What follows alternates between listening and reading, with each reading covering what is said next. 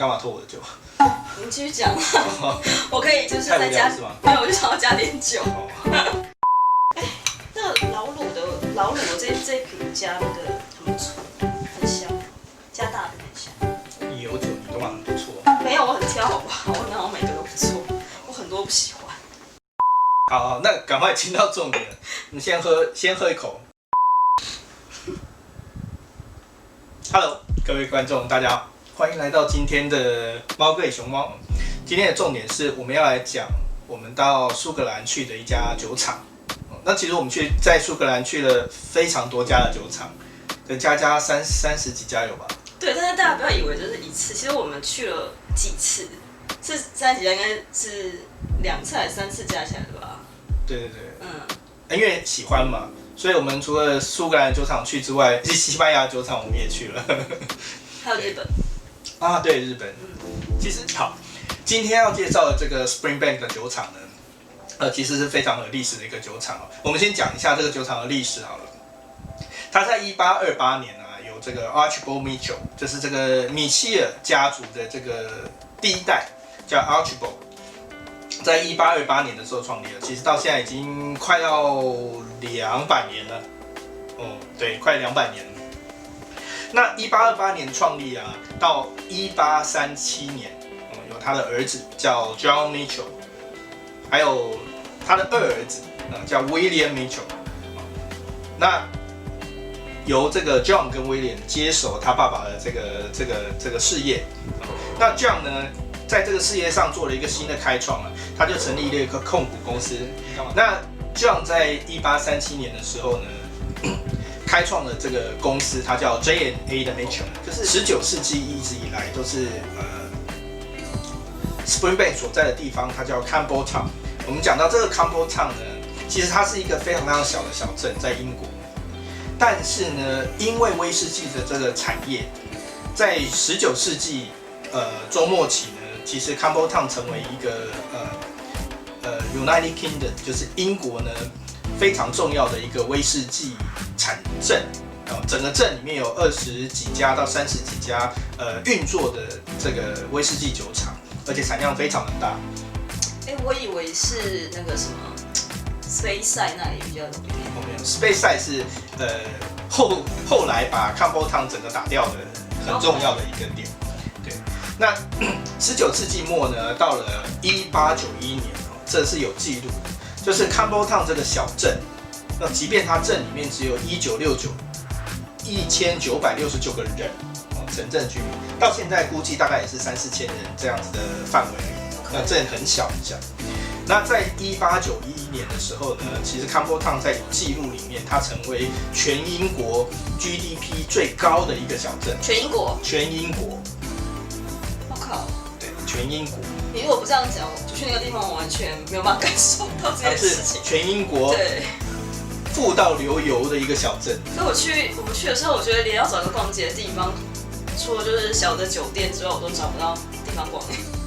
对，其实酒店也蛮糟糕的，就是那Speyside 的成长其实跟铁路有最大的关系。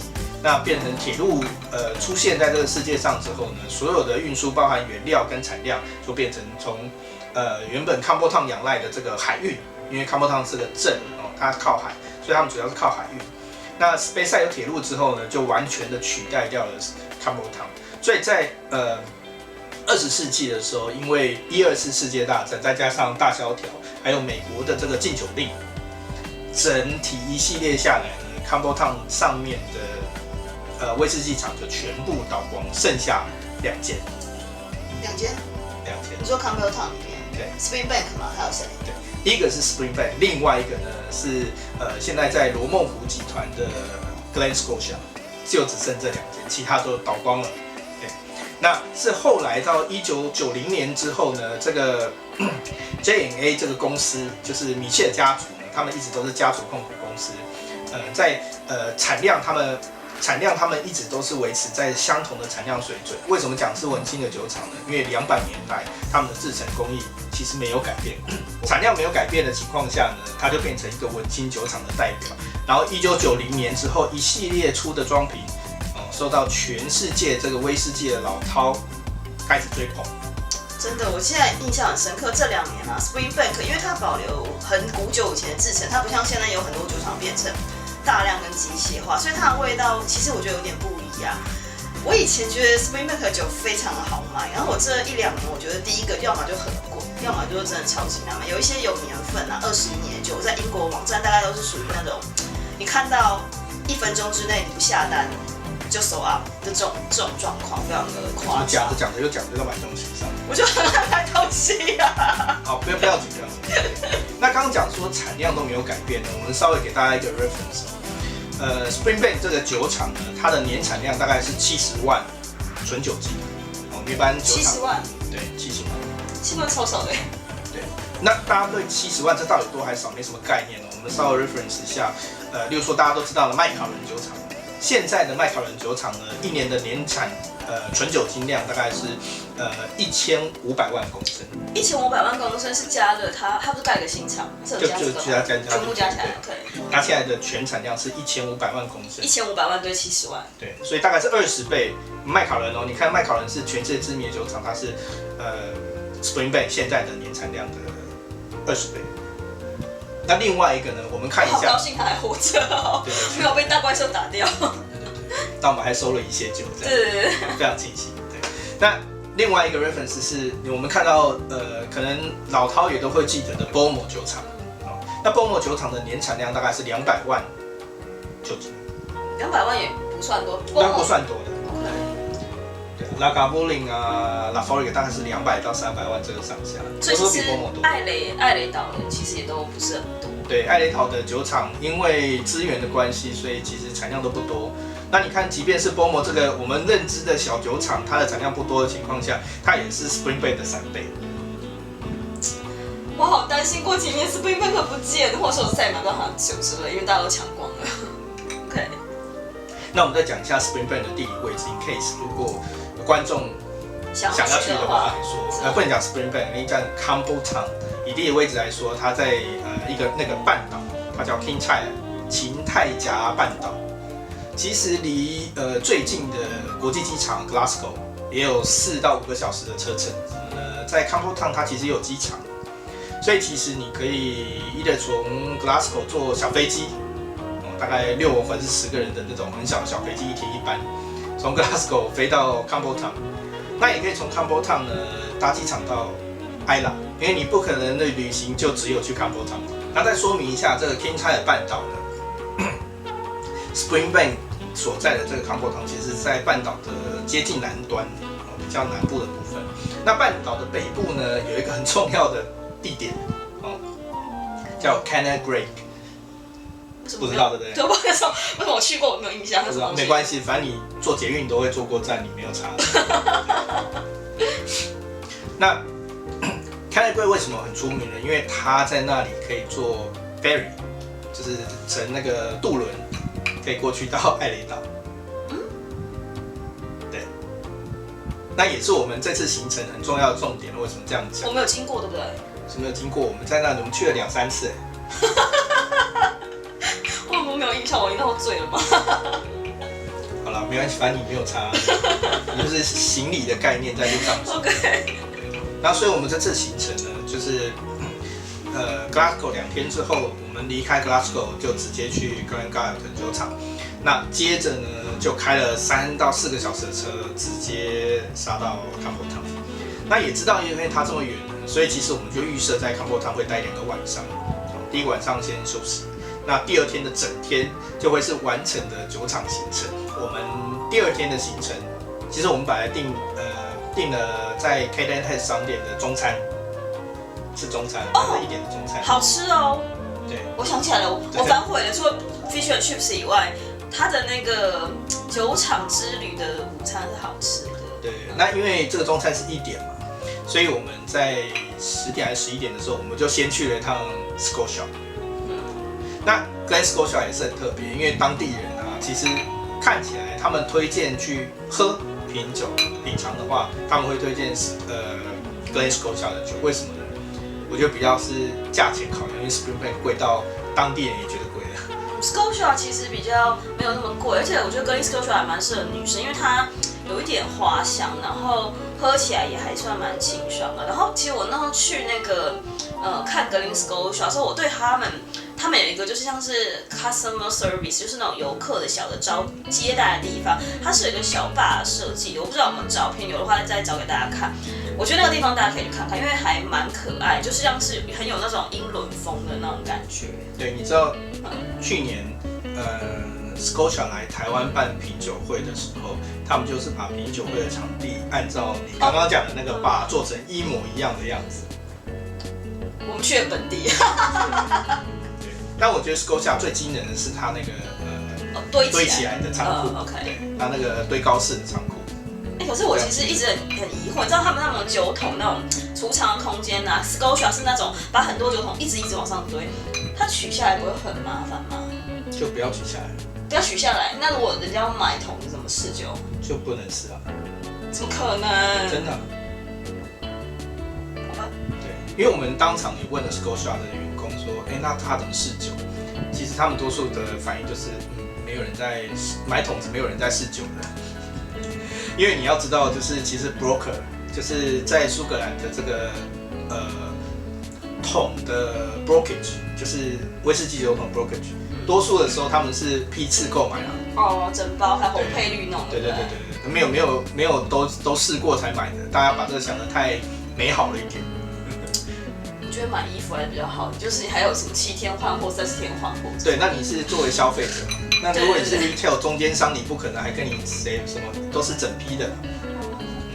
好，那吃完中餐以后呢，稍微逛一下，我们就散步的往那个 Springbank 酒厂去。那 Springbank 的酒厂制程真的是非常的老旧，从接近大概200年的这个 cast iron， 就是铸铁的这个 mash tun， 我们都爬进去稍微看一下哦。然后跟它的这个很著名的这3支蒸馏器，对，然后还有它纯桶，然后跟很重要的，它有一半的重桶冷凝。那重点是，Springbank 跟其他酒厂最特别的是，它到现在为止都还是手工翻麦。对，地板铺那个麦，然后晒麦，然后去翻它。可是我记得不是只有 Springbank， 我们去艾雷岛的时候 ，Bowmore 吗？对 ，Bowmore 呢只有20%的产量是他自己翻的麦子。是哦，所以 Springbank 算最多的。Springbank 是100%，他的麦子就是自己翻自己做的。那难怪它产量这么少啊！对，这么耗人工。对，所以我猜 Springbank 里面80个大概有70个是在那边贩卖，因为贩卖是非常劳力密集的一个制程。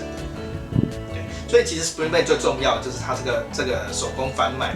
那手工翻麦跟这个机器做这个翻麦呢，有什么最大的差别呢？就是它没有办法保证麦子最好的产出。因为在工业化生产的时候，大家强调的是每一粒麦子希望能有最多的酒精产出率。你说先挑麦子吗？所以 Springbank 不是挑吗？是它的因为发麦为什么要在那边晾呢？是我们泡水，让它把麦芽长出来之后呢，长到一个程度，然后才去烟熏把它晒干。那因为手工翻的关系呢，它长的程度可能不一。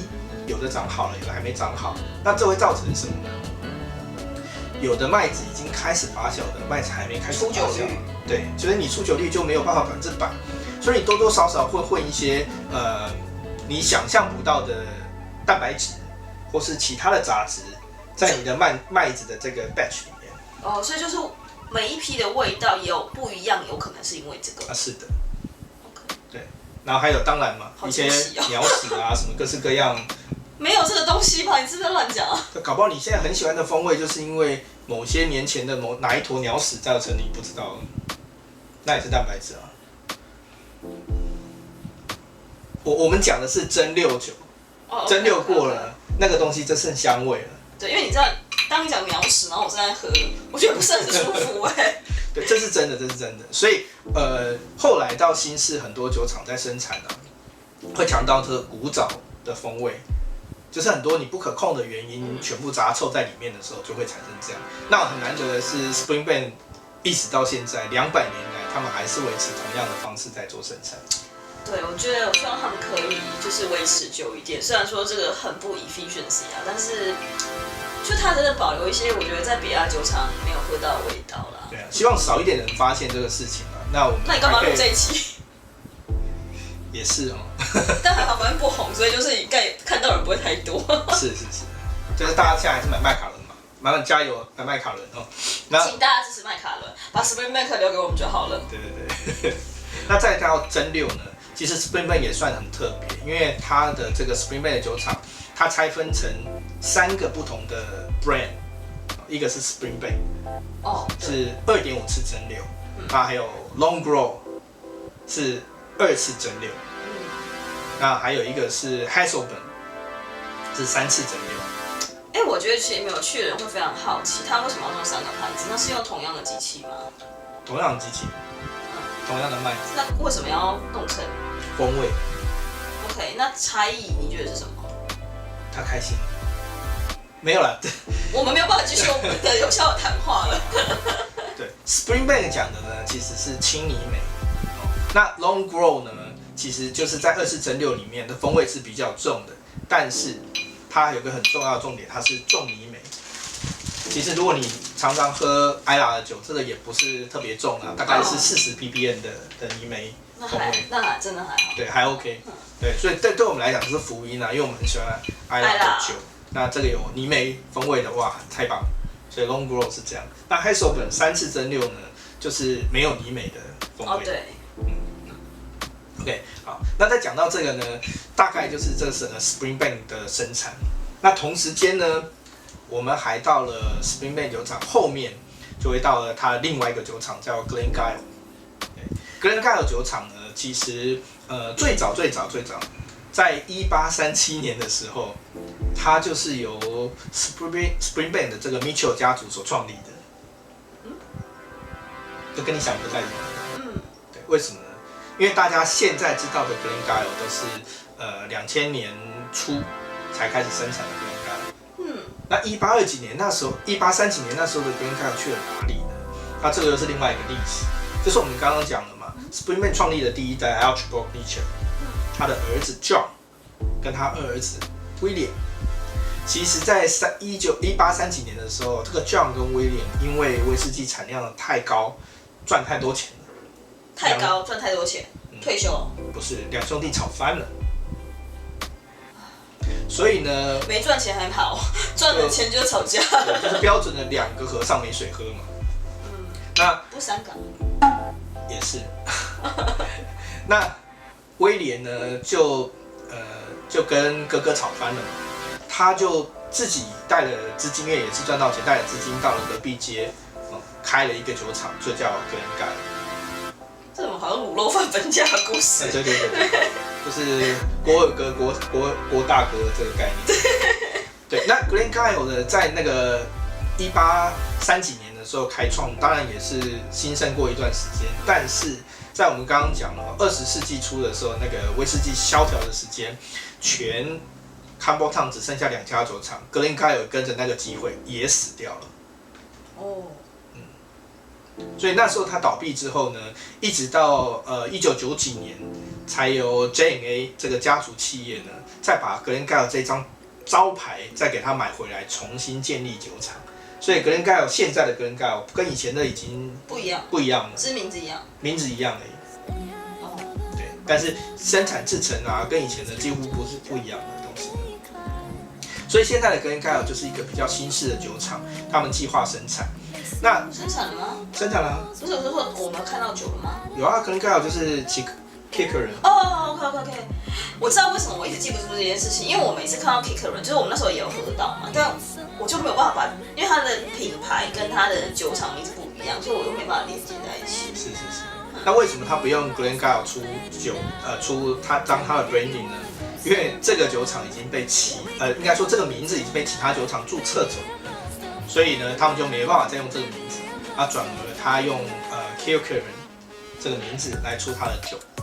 可我记得我们要去那个什么 Kilkerran 看的时候 ，Kilkerran 上面有一个酒标嘛，是不是就是我们那时候在档案有看到一个，就是 Campbelltown 很出名的那个钟塔。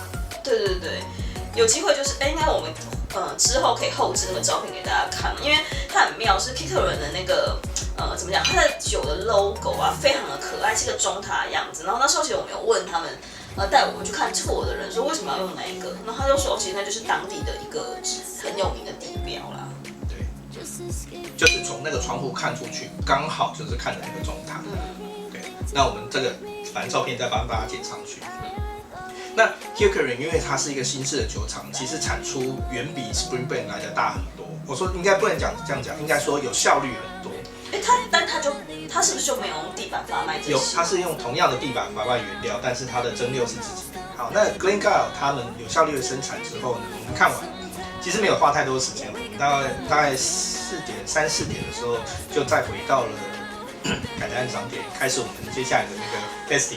哦，对，我知道为什么他说它是重点，就是大家如果去到 Caden Hay 啊，一定要参加，就是他的 warehouse tour， 就是你知道最爽的是什么吗？就是你可以进入他的 warehouse， 然后就看着他把那些酒桶搬出来，然后再把酒桶敲出来，然后就倒酒给你喝。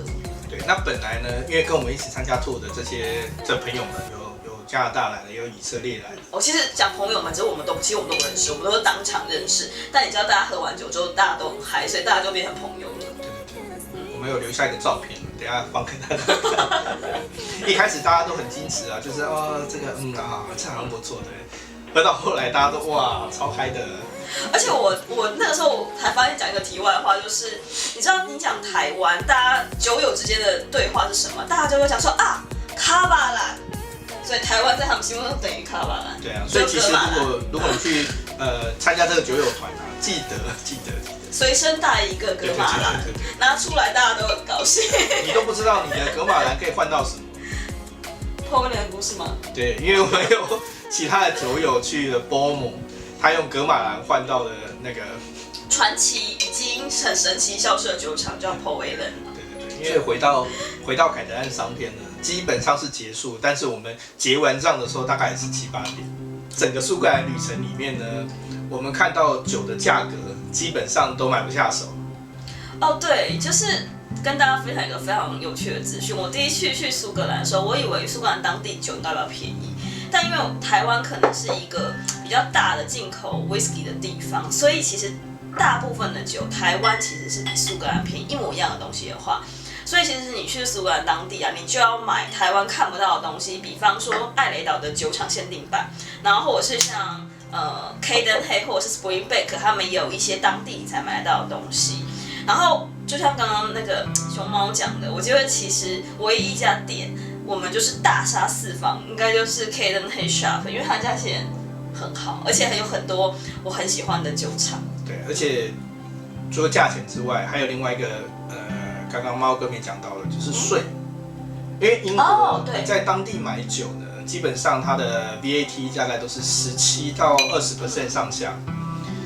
但是呢，你把这个酒带回到台湾之后，只有台湾的关税，台湾关税只有5% 上下，这个落差非常非常的大。对，台湾的烈酒税是便宜的。对啊，那在 Caden Head 的商店买还有一个好处，就是它可以未税帮你计除。对，然后提醒大家，就是台湾有一个规范是，如果你要从外面带酒回来，一个人是5公升，1公升免税，所以多的4公升是大家要报税的。然后一般我们这种个人是不能够超过5公升的，超过5公升你就需要有营业登记证。对，就是你要是一个注册酒商了。对，而且我其实后来就有一点没有印象了。我结完账之后，我其实就……你知道我们买了2箱吗？有这么多吗？有，我知道很多，但我不记得多少了。其实因为我怕有点醉。我们买了2箱，装得满满的，寄回来。对，因为他们可以帮你寄回你的国家，我觉得还不错。不过你们要看一下那个量，因为量就是我们刚刚讲的，不要寄超过海关规范的量啊。对，所以就非常开心的完成那一天的行程。那隔天呢，一大早呢，我们就开车去刚刚讲那个 Cannock Break， 坐船去埃拉，那又是另外的旅程了。有空再跟大家介绍埃拉的其他酒厂。那今天就到这边啦，谢谢大家，谢谢大家。